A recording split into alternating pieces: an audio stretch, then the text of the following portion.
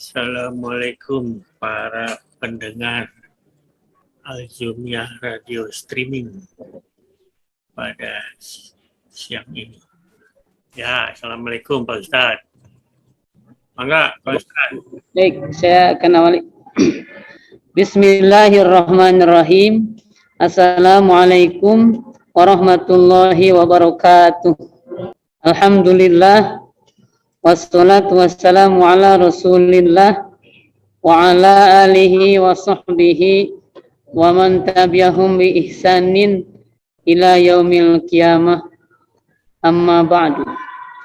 Yang saya hormati para jamaah kaum muslimah, ibu-ibu majelis ilmi, majelis taklim Baitul Wahdah Metro Margahayu Bandung, yang kami hormati jamaah Al-Jumiyah. Kita akan tilawah terlebih dahulu yang berkaitan dengan tema sore hari ini di surat Al-A'raf. Al-Fatihah, Al-Baqarah, Ali Imran, An-Nisa, Al-Maidah, Al-An'am, Al-A'raf. Ketujuh. Surat Al-A'raf, surat yang ke-7, ayat 16, 17, 18. A'udzu billahi minasy syaithanir rajim. Bismillahirrahmanirrahim. فبما أغويتني لأقعدن لهم صراطك المستقيم ثم لآتينهم من بين أيديهم ومن خلفهم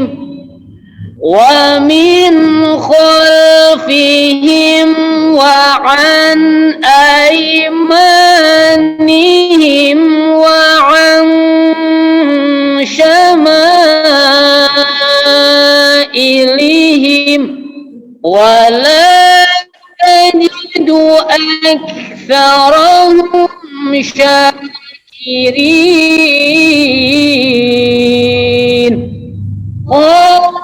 اخرج منها مذءوما مدحورا لمن تبعك منهم لأملأن جهنم منكم أجمعين. Sadaqallahul azim. Alhamdulillah. Baik, ibu-ibu kaum muslimah, para jamaah Al-Jumiyah di mana saja berada dan melalui Al-Jumiyah Radio Streaming ini kita gabung. Tema kita sore ini berkaitan dengan ayat yang dibacakan, menceritakan iblis. Bahasa kita itu iblis itu diperintahkan oleh Allah untuk sujud. Sujudnya bukan sujud menyembah, tapi diperintahkan sujud untuk menghormati Nabi Adam. Diperintahkan itu makhluk Allah. Yang ada hari itu adalah malaikat dan iblis. Sebelum Adam diciptakan, Adam diciptakan. Setelah Adam diciptakan, Allah memerintahkan kepada makhluk ini, malaikat, iblis, untuk sujud. Ternyata iblis membangkang, tidak mau sujud. Qulama mana akal atas judaid amartuk. Kenapa engkau tidak mau sujud, tersegah dirimu untuk melakukan sujud kepada Adam, kepada yang aku perintahkan? Kata iblis, qala ana khairu minhu. Wahai Tuhan, aku lebih baik daripada dia. Nah, ini mulai ada sifat-sifat sombong. Merasa lebih baik, merasa lebih benar, merasa lebih hebat. Kata iblis, aku lebih hebat daripada sekedar Adam ini. Khalaqtani min nar, aku diciptakan dari api, wa khalaqtahu min tin, sedangkan dia engkau ciptakan wahai Rabb dari tanah saja. Kemudian akhirnya dilaknat oleh Allah. Kenapa? Karena kelakuannya ini. Asalnya makhluk yang taat seperti halnya malaikat, sampai kemudian ada perintah dan membangkang kepada perintah Allah Subhanahu wa taala, aba wastakbar wa kana minal kafirin. Termasuk makhluk pertama yang membangkang adalah iblis. Sadar akan dia sudah mendapatkan laknat Allah, sudah mendapatkan kutukan Allah Subhanahu wa taala, maka dia tidak ingin menyendiri di dalam kutukan itu. Dia tidak ingin menyendiri di dalam kesesatan itu, dia tidak ingin menyendiri di dalam neraka itu. Qala fa bima aghwaytani la aqudanna lahum siratal mustaqim. Dari sebab engkau telah mengutukku, dari sebab engkau telah mengeluarkanku dari surga, maka pastikan aku mohon tangguh. Aku akan menghalangi seluruh manusia, seluruh hamba-hambamu, siratal mustaqim, dari jalan yang lurus. Rek dihalang-halangi, rek digoda, rek dicilakakeun, rek disesatkeun, pokoknya mah. Dan iblis sadar dianya tidak akan pernah mendapatkan keselamatan lagi. Ternyata Allah diberi tangguh, Bu.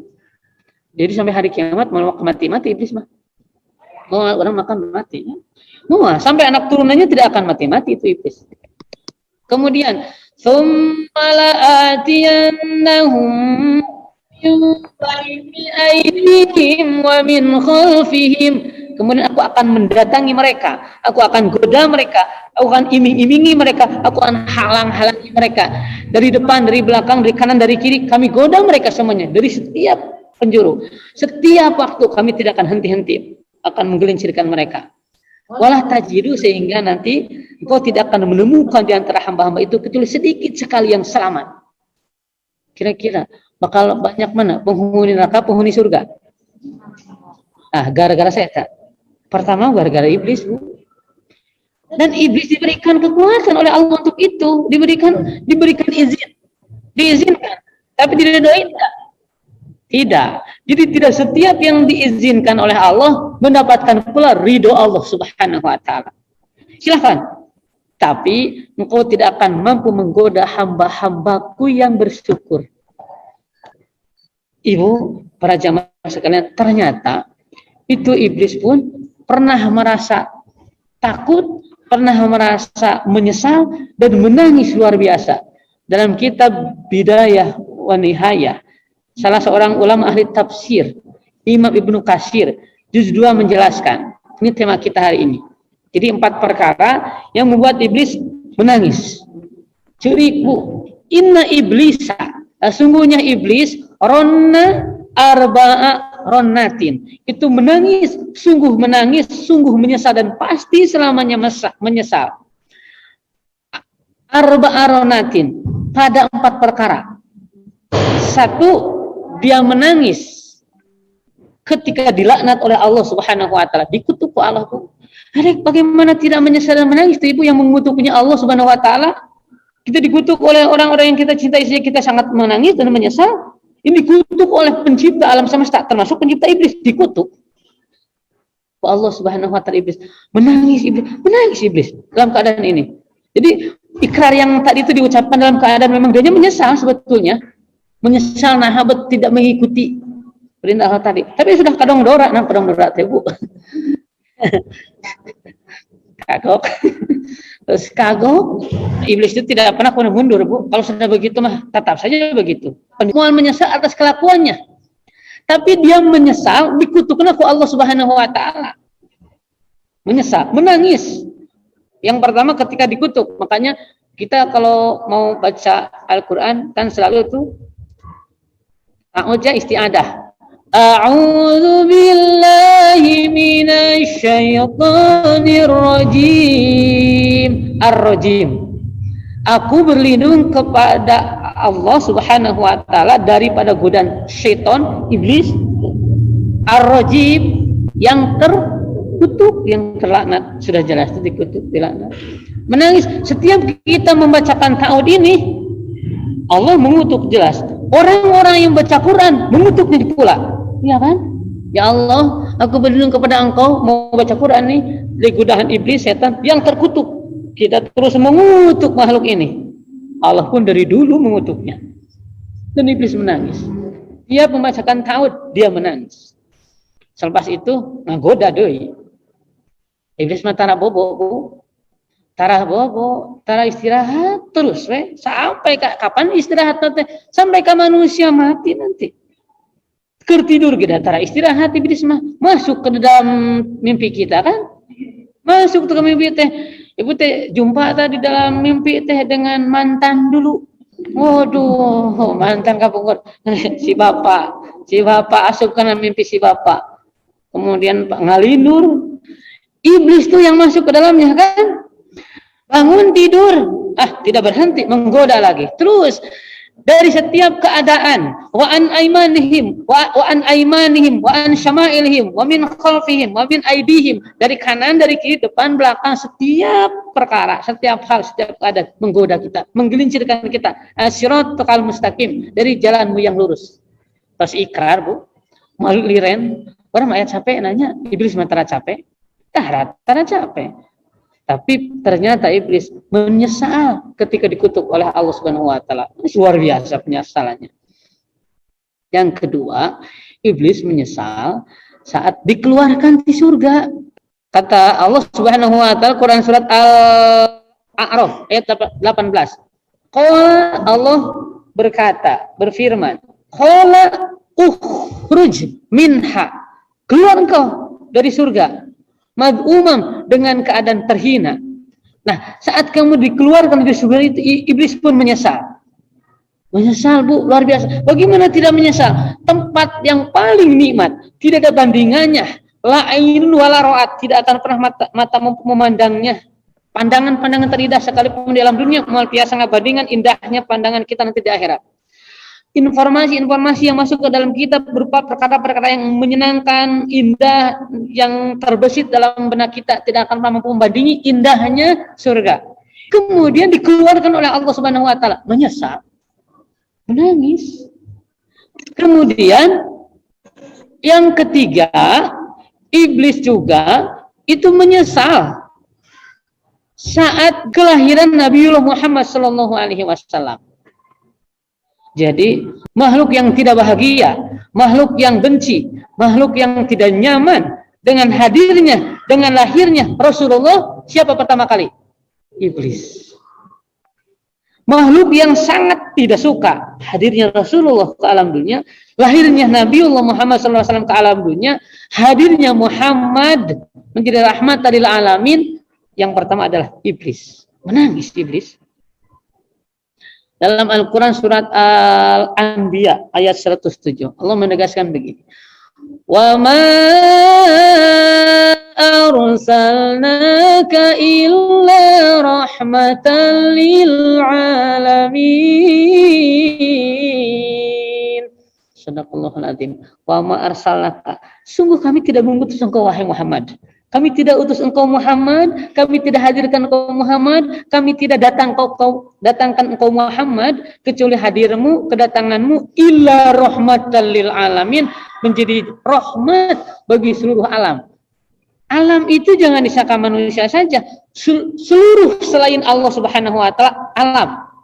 Masyaallah alam. Selain Allah Subhanahu wa taala adalah alam. Selain Allah, semua yang diciptakan oleh Allah itu alam dan itu makhluk. Makhluk semuanya, dari alam semuanya, ternyata satu yang begitu diistimewakan oleh Allah Subhanahu wa taala. Siapa? Muhammad ini. Jadi pantas saja, jangankan hadirnya Muhammad, hadirnya Adam saja iblis begitu bencinya. Makanya tidak mau sujud. Apalagi hadirnya Rasulullah. Hadirnya Adam tidak menjadi rahmat bagi seluruh alam, Bu. Tapi Rasulullah Muhammad sallallahu alaihi wasallam hadirnya, kata Allah, wa ma arsalnaka illa rahmatan lil alamin. Hadirmu itu wahai Muhammad adalah rahmat bagi seluruh alam. Bagaimana tidak benci? Ke Adam saja dia begitu bencinya sampai mengatakan, aku kan lebih bagus daripada Adam wahai Tuhan. Aku diciptakan dari api sedangkan dia dari tanah. Bagaimana bisa? Berpikir pakai logika begitu iblis. Bencinya luar biasa ke Adam dan ke anak turunnya benci luar biasa sampai pokoknya matang selamat Adam dan keturunannya. Gitu kan janjinya lagi. Ternyata ada makhluk melebihi Nabi Adam yang diciptakan oleh Allah Subhanahu wa taala, dihadirkan, bahkan Allah pastikan jadi rahmat bagi seluruh alam, tidak hanya alam dunia, di akhirat jadi jalan rahmat. Kamu ditanya, kumaha dalam peringatan Maulid Nabi? Nabi mah eta teknis atuh Ibu, udah tidak terbatas dengan Maulid Nabi atau cinta kepada Nabi teh, banget kepada Nabi teh. Hari ini kita Rabiul Awal tanggal ke-29 ya, tanggal terakhir. Suasana, nuansa, kesan dan bahagia dengan momennya ini kelahiran Nabi harus makin terasa. Lewat celah Rabiul Awal, tetap kita suasana bagaimana hadirnya Nabi dalam kehidupan kita harus senantiasa terasa. Dan kita merasa bahagia, kita merasa bangga. Apalagi kalau kemudian pas momennya, jadi momen kemudian masuk Rabiul Awal itu ulah cara dicik, ulah cara likwai. Rameikeun masjid. Itu Nabi hiji nukar nanti dibiasakan. Nu kadua loba anu kitu teh ada budah bidah wae itu. Ada kan? Ada yang seperti itu. Ya kalau kemudian tidak suka, nggak perlu kemudian bilang-bilang ke orang seperti itu. Ya itu kan pemahamanmu kan. Masya Allah Bu, tidak ada manusia yang paling cinta kepada umatnya kecuali Rasulullah. Laqad ja'akum rasulun min anfusikum azizun alaihi ma anittum harisun alaikum bil mu'minina raufur rahim. Sungguh telah datang kepadamu, kepada kita, kepada umat ini seorang rasul, seorang utusan dari kaum kita manusia. Berat terasa olehnya, dia merasa berat hati, dia merasa berat penderitaannya, merasakan bagaimana sesuatu penderitaan yang akan dialami oleh umatnya. Dia merasakannya. Umatnya belum tentu selamat, umatnya pasti harus berjuang sekuat kemampuan untuk mendapat keselamatan di akhirat. Coba tanya, apakah kita dipastikan akan selamat kalau kita mati? Misalkan, apakah kita akan dijamin masuk surga? Lepas daripada hisaban? Belum tentu. Surga tidak bisa dibeli dengan sholat, surga tidak bisa dibeli dengan ngaji, surga tidak bisa dibeli dengan puasa. Yang membelinya adalah rahmat Allah Subhanahu wa taala. Dan jalan rahmat itu diantaranya adalah Rasulullah Muhammad sallallahu alaihi wasallam. Allah tegaskan itu, wa ma arsalnaka illa rahmatan lil alamin. Tidak aku utus engkau wahai Muhammad kecuali jadi rahmat bagi seluruh alam. Well, orang mal jadi biasa Islam. Kita tidak akan pernah mengenal Islam, kita tidak akan pernah mengenal Quran, kita tidak akan pernah mengenal agama ini kecuali melewati Rasulullah Muhammad sallallahu alaihi wasallam. Kalau orang mendapatkan rahmat, pasti dia bahagia kan? Kemudian kita bagian daripada umatnya, bahagia tidak Bu? Bahagia dengan rahmatnya sebagai umat Rasulullah Muhammad SAW. Ekspresi bahagianya kan beda-beda. Yang jelas mah kita tentu sholat, kita ngaji, kita saum. Berikutnya apa? Biasanya kalau orang yang dinanti-nanti hadir, bahagianya luar biasa kan? Momennya tercipta lagi. Indonesia 17 Agustus merdekanya. Tapi tiap tahun kita merasa bahagia dengan momen itu, ya Bu. Bahkan kemudian diperingati, kita kemudian negara upacara mengadakan raramean sebagai wujud syukur. Sepanjang wujud syukur tidak bertolak belakang dengan dalil Quran, hadis, ijma ulama, silahkan laksanakan. Tapi kalau sudah bertolak belakang, jangan. Nah ini ada orang, kalau ada ahli sunnah wal jamaah yang mengekspresikan dengan lahirnya Nabi itu ngaji, sanis kan ngaji kan? Buat baca Quran, sodako, ada yang melenceng. Kemudian ada yang mengatakan ini bid'ah, sesat. Sekalian ya tuh ulang ahli neraka kan gitu. Ya. Nah ini PR kita. Berat kata Nabi, berat rasa Nabi itu memikirkan umatnya. Siapa selamat Bu? Sampai siapa manusia yang dipikirkan oleh Nabi ketika menjelang kewafatannya siapa? Umatnya kan ya. Itu Nabi menuju sakaratul maut. Sebentar Jibril, sebentar Israil, sebentar. Aku ingin tahu kabar umatku bagaimana. Tuh, sampai kemudian penasaran. Terus kumaha umatnya yang nguping hal kabarna. Padahal bade penut Yuswa. Kalau anjeun sudah dijamin selamatnya, teh ibu naon mikiran orang lagi orang mah batur sanes. Kita bukan saudaranya, kita bukan tetangganya, kita bukan anak turunnya kita. Tapi Nabi begitu cintanya ke umatnya, coba gerak. Kalau bukan kan rahmat Allah hadir kepada Nabi, tidak akan ada orang yang begitu cintanya kepada orang lain kecuali Nabi. Ya. Kemudian dalam ayat yang lain, Quran surat Al-Kahfi, Ashabul Kahfi. Fala'allaka bakhi'un nafsaka ala atharihim illam yu'minu bihadzal hadithi asafa. Barangkali engkau Muhammad akan mencelakakan dirimu sendiri karena bersedih hati setelah mereka berpaling. Sekiranya mereka tidak beriman kepada Al-Quran, kepada risalah yang diamanatkan kepadamu. Muhammad, kenapa kamu mau mencelakakan diri kamu sendiri? Kenapa bersedih? Sedih melihat mereka berpaling daripada Al-Quran. Sedih luar biasa Rasul. Kalau melihat ada orangnya maksiat, ada umatnya yang kemudian berpaling, apalagi jadi murtad. Nauzubillahimin. Kan bu, saki orang alhamdulillah. Taat kepada Allah, ikuti sunnah Nabi dan cintai Nabi. Melebihi cinta kita kepada orang tua kita. Melebihi cinta kita kepada barangkali orang. Baru di parameter imannya benar itu di sisi Allah berdasarkan firman Allah Subhanahu wa taala, kalau cintanya kepada Allah dan Rasulnya melebihi cinta kepada orang tua dan anak-anaknya. Begitu. Jadi tanpa syarat kepada Rasulullah. Kenapa? Karena cinta Nabi kepada banyak juga tidak ada batasnya. Adapun nanti ekspresinya ketika menjelang suasana atau momen-momen lahir itu dengan peringatan tabligh akbar, boleh tapi ya sama teknis satu. Ya, teknis mah sebetulnya tidak menjadi persoalan. Mau ngaji silahkan pas Rabiul Awal teh. Mau kemudian tabligh akbar silahkan. Kalau di pesantren kami di pondok-pondok pesantren biasanya tabligh akbar. Kami pun alhamdulillah kerjasama dengan Al-Zumiyah, tiap perayaan hari besar kita mengadakan tabligh akbar. Kita undang para ustadz, kita undang penceramah yang lebih berkualitas, lebih kompeten. Untuk apa? Untuk membangkitkan umat agar lebih mencintai Nabi. Bu, sok taros. Da orang lamun tidak dibangkitkan pengetahuan tentang Nabi kan orang hari-harinya. Sok anu temaros. Abdi ka ibu. Cing ya Rasul kada umurang kali sabriji? 7. Ibu apal murang kali orang apakah apal? Belum tentu juga nama. Nabi istilah sabriji menurut riwayat yang populer. Menurut riwayat yang populer 9. Sebagian riwayat mengatakan 11. Begitu. 11 8, 11, sekedik banyak sedikit. Kalau dibandingkan dengan Nabi dan Rasul terdahulu itu jumlah istrinya ratusan. Ayo puluhan. Itu Nabi Sulaiman, Bu, istrinya 1000. Kalau kemudian tapi kekuatan pada Nabi atuh melayani ratusan juga. Oh, manusia biasa mah lulus tong bujeng hiji oge. Di nyungkeun tabah ibu capek cenah. Kamu kemudian banyak begitu. Tapi dan Nabi beda atau kekuatannya juga oleh Allah diberikan kekuatan.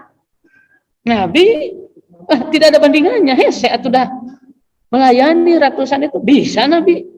Dibandingkan Nabi terdahulu banyak. Dan umatnya tong sok itu, umatnya ikuti taat kepada Allah. Paling seueur opat. Yos opat.